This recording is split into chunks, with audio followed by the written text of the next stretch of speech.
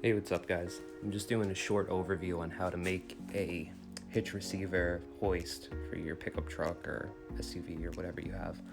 Anyways, what you're gonna need is either, you can make one that's specifically for your hitch receiver, or you could order a second lower section to the hoist like this. That's what we did, so that you could have one, that you could use on the ground, or you could have, another section to put into your hitch receiver.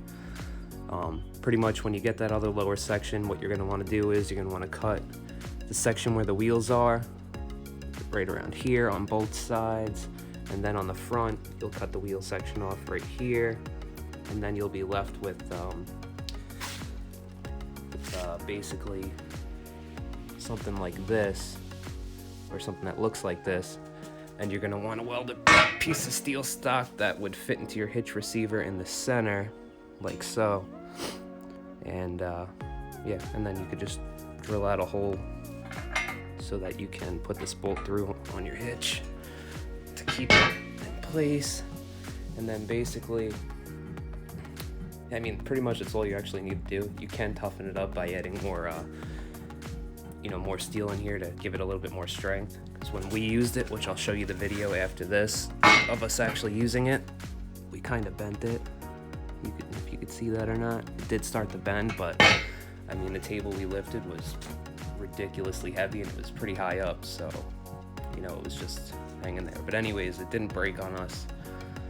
I would say it would be better for like engine blocks, or something around the weight of that, like 500-600 pounds probably, unless you add more steel to it to beef it up.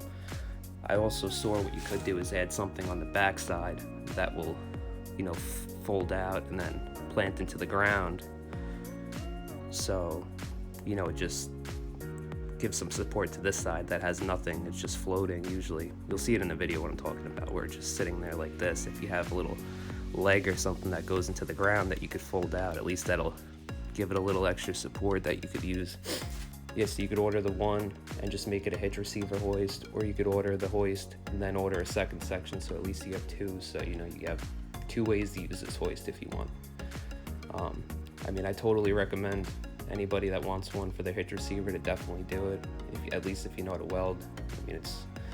It's actually really useful. It moves shit around. You hook this up, hook a motor up to it. You can move it around your yard or your property, or load it into somebody else's pickup truck bed, or whatever you got to do. It definitely comes in handy. Yeah, so now if you guys stay watching, I'll show you a video of how we or what how it works and what we did. They're going to be short clips and no one's going to be talking in it. You'll just see how we used it and how it worked for us. If you like this video, feel free to like, share, and subscribe, or whatever you want to do. Thanks for watching, guys.